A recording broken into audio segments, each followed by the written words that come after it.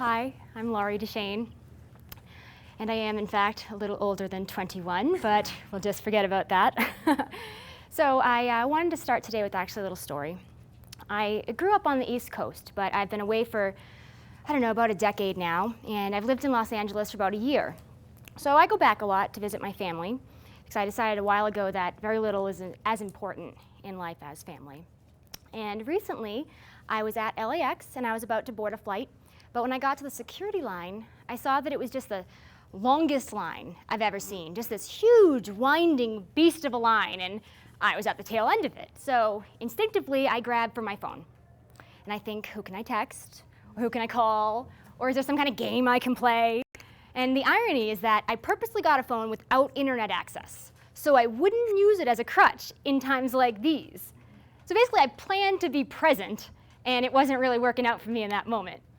But as I looked around, I saw that pretty much everyone in that line had their eyes glued to some kind of gadget, whether it was an iPhone or a BlackBerry, and there was even one guy who had his laptop open and leaned on his suitcase, which he was pushing while he was moving in line and typing away. And so, you know, I was in the same boat, a lot of us, wanting to just kind of get through this moment. But luckily, the security people were just like cogs in a well-oiled machine, just super efficient, luggage through, people through, and it just moved really fast. So after I did the walk of shame through the scanner, you know, the one that takes a picture of you naked, pretty much, I pulled aside one of the security attendants and I said, wow, you know, you guys are really on your game. I thought I was gonna miss my flight. This line was just massive and just good job. You know, I get excited by the little things, and I gave him this compliment. But I remember that he looked at me with just kind of this half smirk little gesture, just like, and then he just went right back to what he was doing. You know, and as I looked around, I realized pretty much all of his coworkers were just sort of all business, which I knew is probably what made them so good at their jobs, but there wasn't any connection happening among them, and I stepped back and saw really nobody in that shared space, from the people in line to the people working, was actually connecting with the people around them. You know, and I remember thinking it's kind of odd that we're all sharing this experience together and probably feeling a lot of the same things, whether it's impatience or frustration or annoyance, and yet we were shutting each other out. It's kind of like when you're gonna pull off a Band-Aid and you just clench up to get through it. You know, I thought, well, isn't that how we often live our lives when we're in these moments we don't really want to be in, and we just kind of shut down a little and just get through it? You know, and a lot of the people in this situation, myself included, you know, we're kind of looking to just resist that moment and resist each other. And what I realized is that, you know, I could have said, oh, technology is to blame for the disconnection. Look at all the gadgets, that's what's doing it. You know, but it wasn't just the technology. People working and in the line were all choosing to create this sense of separation in that moment. And what it seemed to me is that one of the biggest barriers to connection in a moment, whether it's online or offline, can be dissatisfaction, whether it's dissatisfaction with the moment, or dissatisfaction with each other, or dissatisfaction with ourselves. And technology just happens to be one of the ways that we sometimes choose to escape that dissatisfaction. But now, as I'm sure a lot of you probably might know, you can also use technology to connect authentically with people and you know, make a meaningful difference in each other's lives. That was my intention when I first started tweeting through Tiny Buddha. And as he mentioned, it was an anonymous thing at first. It was just, you know, daily quotes at first, literally one a day. And I looked for ideas that addressed the universal challenges that we all deal with. You know, fear, frustration, discontentment, anxiety, the struggles that are universal to all of us. And people have often said to me, it's like your quotes come at just the right time for what's going on in my day. There's a good chance it will, because we all deal with these same things over and over again in different ways. And when I launched the website, as Gopi has said, it took me a while to find my voice there. I didn't want it to be an ego thing, like this is my site. I wanted it to be a place for everybody. But when I did hone my vision and find my voice, I realized what I wanted was for the site to be a place where anybody, myself included, could share an honest, authentic story about overcoming these different challenges and share what they've learned and what they still struggle with too, maybe. And in this way, anybody else who might be going through those things would be able to know that they're not alone. They can relate to the people. And on a personal level, I wanted to connect with everybody who responded to me, whether it was through comments or emails, as if they were good friends standing right in front of me, with honesty and compassion. I wanted to give them my attention if they took the time to reach out. I hope that the site would become a place for these types of conversations about things that we probably all deal with, but don't always feel comfortable to talk about. And it wouldn't be like a lecture hall with people talking at you like they know all the answers. It would be a place like a family where we all at least try to get and understand each other. And this way, we wouldn't have to feel alone in the world. We would know that we are never alone in the world. I know really well what it's like to feel alone in the world. There was a time when I felt completely like an island. I was carrying around a lot of pain, a lot of shame, and a lot of regret from things that happened in my past, and I was internalizing it all and carrying it with me every day. And I was letting it affect how I felt about myself and how I was on a day-to-day basis in the world. It was about 6 years ago, I moved to New York, and I went there with two conflicting desires. The first one was I wanted to lose myself in the sea of people and the chaos. I just wanted to be gone, really. And the other one was I was hoping that maybe in that process I'd find someone better. I wanted to do something big. I wanted to become someone. I didn't know where to start. I had no idea, but I knew that I wanted to feel like I was doing something big in the world so that maybe enough other people would validate me so that I wouldn't feel so uncomfortable with myself. But it's kind of a catch-22. Thinking you need to do something big to feel confident and worthy, but not having the confidence or feeling worthy enough to even do something small, which is in fact a prerequisite to doing something big. So I just did nothing in New York, in Times Square. I lived on 43rd and 8th, and I just caved in. I moved into actually a single-room occupancy building, which is pretty much like a big dorm for adults, except there's a lot of cockroaches, and it smells like pee all the time, and you probably want to put mace in your bathroom caddy when you go to take a shower in the hallway. So I moved there, and I got a part-time telemarketing job, which is just enough to pay my minimal bills. And I drank a lot, and I chain smoked. And I pretty much chained myself to a computer in the Times Square Internet Cafe.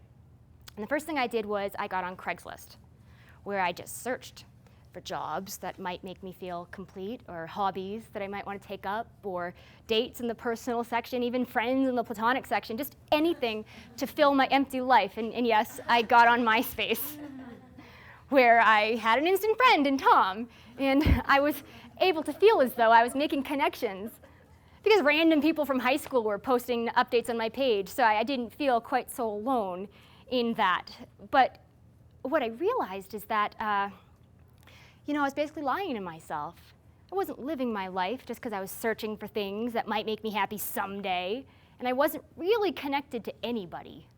I kind of had an investment in my dissatisfaction because it allowed me to stay in that tight, closed-up place where I never really had to feel all that vulnerable. I wasn't using technology to express myself or enrich myself. I was using technology to escape myself. And I realized then why I wasn't connecting with anyone, offline or anything, or with myself. Because I was so dissatisfied with myself and my life, I felt terrified of showing people the real me. The me who wasn't polished and edited like my first round of MySpace blogs. The me who didn't feel as confident as all the glamour shots I uploaded to my page. The me who felt a lot more messy emotions than what I admitted when I updated my mood. Like, oh, I'm sad today, or I'm happy. It was much more complicated than that. The real me who wasn't being seen by anybody, just plain and simply felt safe as hiding from people and from life.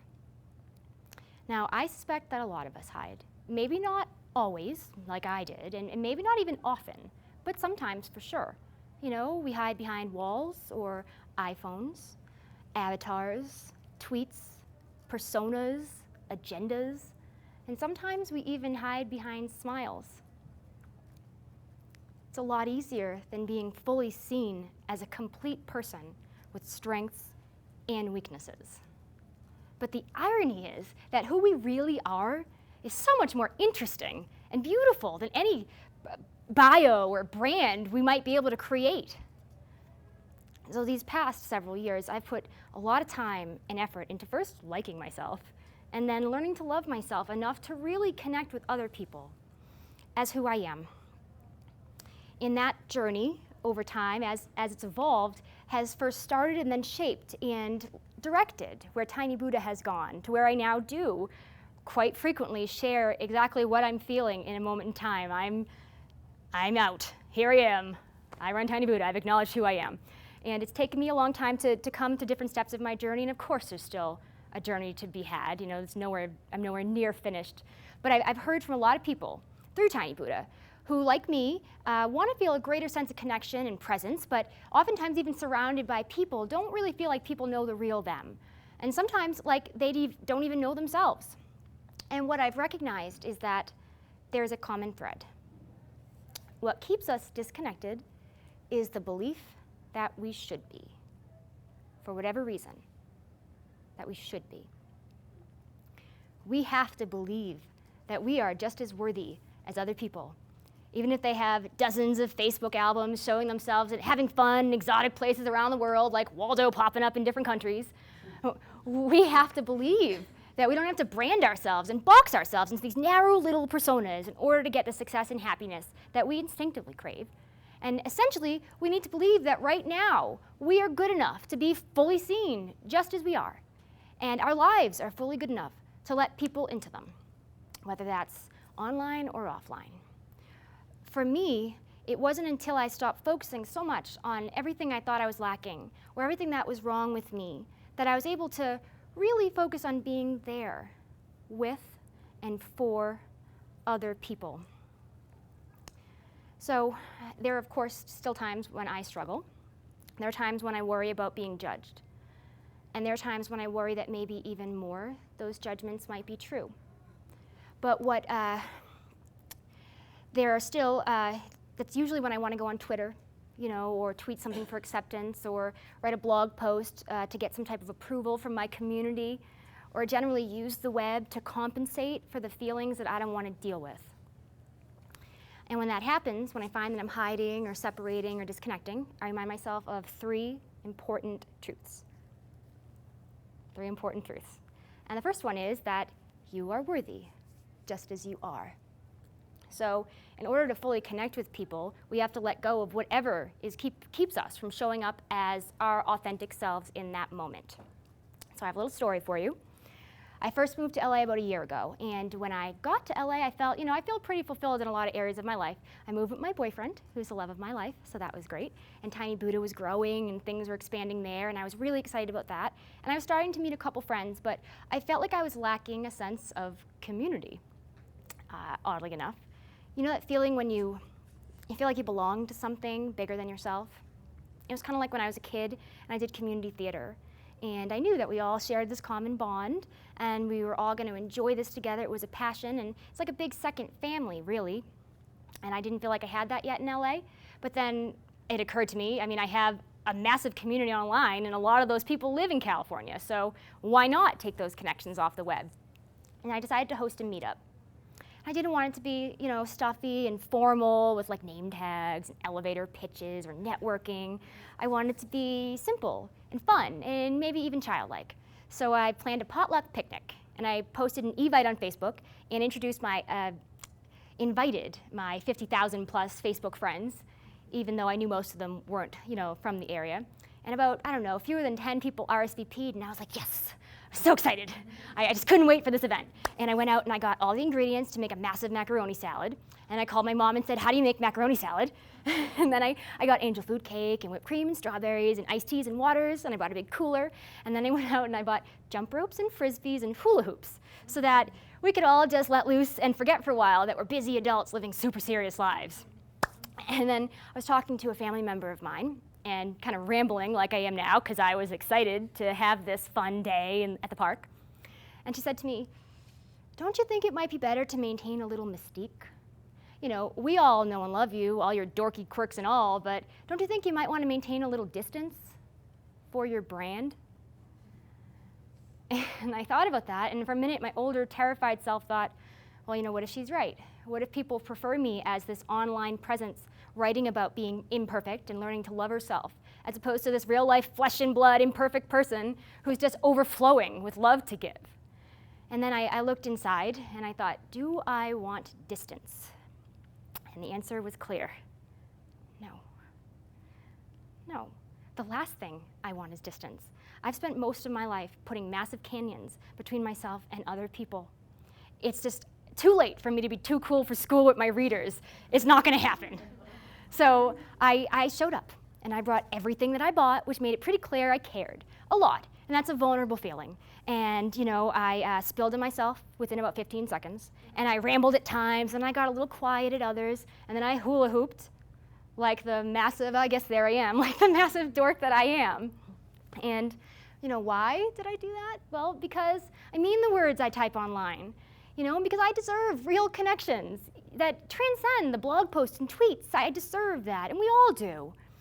But the only way to connect with people is to be willing to remove the distance. So that's the first truth. The second one is that this moment is worthy. Whatever this moment contains. It might not be ideal. In fact, most things don't work out as we planned. Whether you are waiting in line or waiting at, for an interview that you're stressed about, or waiting at a picnic and wondering if anybody's going to come. Wherever you are right now, this is life. We don't get an endless supply of moments. And it sounds like a cliche to say live in the now, especially to yogis and people who are, probably study mindfulness. But I personally have learned that it's a lot easier to know something intellectually than it is to consistently apply it day to day. So I'm a huge movie buff, so I'm going to give you a little movie reference. And I'm not going to, in case you haven't seen it, I won't tell the title, no spoilers or anything. But the main character has to live the last 10 minutes of his life over and over again on a train with strangers in very stressful circumstances, so it's far less than ideal. But there's a time when he knows it's literally the last time. This is it. This is the last 10 minutes. So he takes out his wallet, and he pays a comedian on the train to tell jokes. And then while everybody's laughing and smiling at each other, making eye contact and connecting, he grabs the girl that he's wanted to kiss every time since, and he kisses her. And that's his final moment, because he knows it's his last. He accepts what's in front of him and designs it to include connection and joy. And I thought, what a great idea. Kind of like lifestyle design, but moment design. Accept what's in front of you and just make the best of it. Make something beautiful with what you have. So that's the second one. And the third and final of the truths that help me, and I think will help other people connect authentically, is that connection starts with attention. So in other words, you're worthy, this moment is worthy, and now show people that they're worthy by giving them your full, complete attention. We can only connect with people if we consent to be present with them in a moment. Imagine for a second that your best friend invites you over to talk about something important to her. And you have like a backpack full of rocks on and 3 satchels strapped over your shoulders with something else heavy, I don't know, marbles, anvils, whatever, and your arms are full. You'd probably be so concerned with your aching shoulders and afraid you're gonna drop or break something that you wouldn't be able to really hear her or engage with her. You'd just be too distracted. But isn't that how we often go into our connections, our engagements with people? Thinking about what happened yesterday, or wondering what's going to happen tomorrow, maybe worrying about what's going to happen tomorrow, thinking about everything else you need to do or maybe should do right now. And and underneath all this, we miss the moments. We miss the details, and we miss out on the opportunity to give and receive pure focus from each other. It's like light to a plant. We need that to survive. But that means pretending that there's nothing trending right now. There's no other event, whether it's going on down the street or being added to Facebook, that there's no to-do lists or emails or whatever else might be tempting to pull you away from that moment with whoever you're with, whether you're talking to your grandmother face-to-face or Skyping with someone 3,000 miles away. It means just being in that interaction where you are, wherever it's taking place, online or offline. Authentic connection, I have learned, comes down to those 3 things. It's remembering that we really are not all that different. We all deal with those same universal problems over and over and over again. So there really is no reason to hide. And it happens when we remember that the moments are not all going to be ideal. We're going to have stresses in life, it's inevitable. but we can make something good of every moment if we remember that we get to share them with each other. And lastly, it happens when we remember that, okay, so we might want to do big things in this world, and we can, but we can do a big thing every day, and maybe even every moment, if we simply pay attention to each other. So I've always believed that the lives we lead have everything to do with the questions that we ask ourselves, hence my book, The Questions. So I'm going to leave you with this question. We spend a lot of time trying to improve ourselves and our lives, but is it possible we could do those things more effectively if we focused on improving the quality of our connections? So thank you for your attention.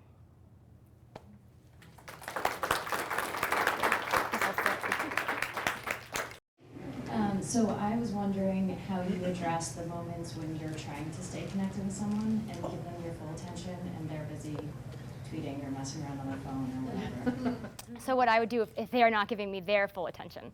Well, it happens. I've definitely been in those moments. And what I try to do, first of all, is remember that I have those moments, you know, and as much as I wish I did always give people my attention, I don't always give people my attention. I work at it. And I try to, you know, one thing that I try to do is just be there for what they're going through, and then, you know, also I've learned to speak my mind too, you know. I have a close loved one who frequently, you know, has a lot going on, and I'm often there to hear her, and it's not quite as often reciprocated. And so I'll say, hey, you know, I really need your help right now. Could you give me just 10 minutes of just me? Could you? And I ask politely as I can, and I ask directly. And, you know, try to be compassionate for what she might be going through, because I've been there. That's pretty much it. I'm not entirely sure what my question is, but I started writing what's going on in my life in Facebook, and I have all these websites and blogs that I want to create, and I'm wondering if you have some advice for me. Right now, I've been going through like a lot of emotions and change and making myself be what I want to be, the ultimate me. And I'm getting a lot of feedback from people on Facebook and a lot of thanks from people that I know. And I'm considering accepting all those like 100 or so people that I haven't accepted that I don't know, just so they can hear, because it seems like people are enjoying my my thought processes, and I put up a lot of quotes, and I just, like, I'm really honest with what I'm going through. I'm just wondering how to pull all this together, my organization. I'm still discovering what my voice is, basically. If you have some advice. Well, I think that if you're comfortable to accept those friend requests from people that you've been hesitant to, I say go for it, because I mean, I can see that you're excited that people are getting something from what you're sharing. It feels good to just be honest and know that that's well received. I get that. So I say go with it, you know, accept those friends and keep doing what you're doing. I think that it comes down to being able to you know, you talk about the different things you want to do, right? But getting those connections and sharing is the first seed, you know? So if you start building where you're currently doing it on Facebook, and then you'll have those people interested when you have your lunch, or just keep doing what you're doing, and sure, build that community, why not, right? I think a lot of people on Facebook, the question, it's a strange thing, because for me, Twitter has always felt like the place where you have tons and tons, you know, and then Facebook seems a little more personal. You know, so one thing I've done on a personal level, as more and more people from my site have wanted to friend me on Facebook, is I've gone, you know, I definitely want to connect with everybody, but there are certain photos that maybe are more comfortable sharing with my family. So I've used all the privacy controls, and so I can have this community in such a way that I don't have just thousands of people, you know, looking at every photo I put on there, you know what I mean? So I would say, as you feel comfortable expanding how you connect with people, you'll know. Can you tell me a little bit how you expanded your community in Twitter? Sure. Well, with Twitter, it was actually, you know, I started to tweet the quotes, and it just so happened that some of the people that enjoyed these quotes had large followings of their own. So when they retweeted them, their followers followed. And I've never really done anything proactively to promote Tiny Buddha. It's sort of just built by word of mouth. And people, I think that people liked that Tiny Buddha, it wasn't me personally, and it's still not. It's a community. So people liked this little image of the Buddha head, and, you know, it was something that didn't feel like a person preaching at them. It was just daily quotes that anybody could apply, and there's no one, you know what I mean? I think what's nice about being able to write so honestly and authentically is that people don't feel like there's somebody saying, I have all the answers and you don't. It's more like we're all in the same boat. We're all learning, we're all discovering together. And so I think the fact that you are able to do that puts you in just a tremendous place because people are really gonna gravitate toward what you're doing. It's really inspiring for someone to be honest. So actually I found Tiny Buddha, I think it was through like a retweet from Leo from Zen Habits. And I was just kind of wondering, who do you like follow for like daily inspirations or? I do follow Leo from Zen Habits, and I've made a lot of blogger friends through this because the way I run my site is that every day there's a post from somebody else. You know, there's one from me, that's a tiny wisdom, and then a post somebody else's story, and I follow so many of those people, and there's just so many of them that I'd hate to just name a few, and you know, leave some, and Leo from Zen Habits. I've really enjoyed, my friend Maston Kip runs The Daily Love. My friend Tina runs Things Simple Now. These are some great sites. There's so much, there's so many wonderful blogs and Twitter accounts. Those are some of the ones that I follow. Leo is actually has been a massive inspiration for me, as I'm sure a lot of people. What he's done over time is just remarkable.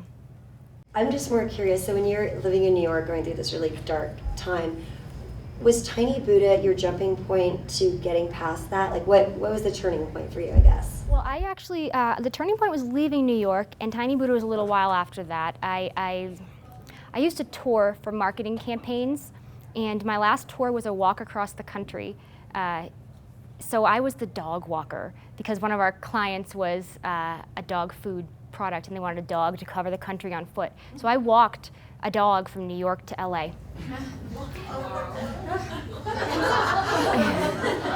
Part of the way, we didn't do the whole journey, but because the dog, it was so hot during the summer that it wouldn't be on the dog's pads, but we did cover the country. And so I knew when I got to LA that I wanted to move to California. But I didn't move to California right away, I moved to San Francisco. And San Francisco for me was it was about a year in San Francisco, and then I did a year in San Mateo, and then I moved to LA in the fall. San Francisco for me was huge because I started to learn, I had to learn everything about, it was so bizarre. People who knew me when I was younger would never guess this. They would never have thought that this would be, you know, that I did isolate myself for so long. But in San Francisco, I was like a kid learning to walk. I just stumbled a lot in terms of making friends and, you know, learned how to not be so socially awkward and so self-conscious. And I got a job, and so when I started tweeting through Tiny Buddha, I actually had been working on the web because that's what I did in San Francisco. I was a community manager for a website and a content manager.